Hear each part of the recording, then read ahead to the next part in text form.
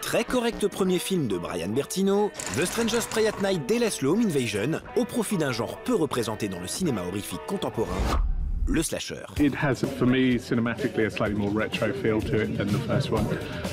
It's very rooted in 70s movies. It's maybe even darker than the first one.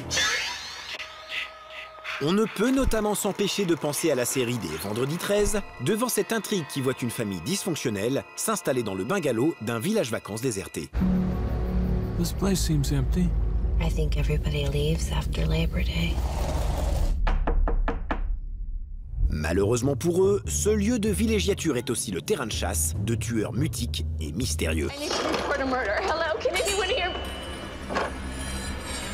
Au lieu d'abattre la carte de l'effet de choc, The Strangers Prey at Night prend le temps de décrire des mises à mort éprouvantes.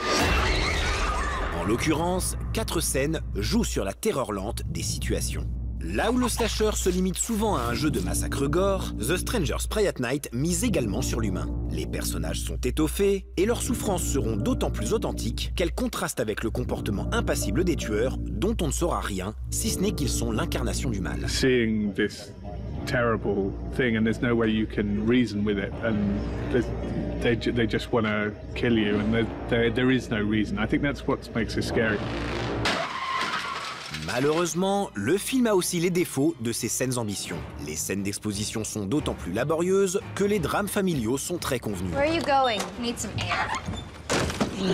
Et ce ne sont pas la poignée de jumpscares ou la tentative, pas franchement concluante, de créer une ambiance oppressante qui aideront à faire passer le temps. Mais qu'importe, The Strangers Prey at Night renoue avec les glorieuses sources horrifiques du genre, quand celui-ci ne se réfugiait pas dans le commentaire post-moderne ironique, ne se vautrait pas dans le gore abruti et regardait frontalement la lente et inéluctable avancée de la grande faucheuse.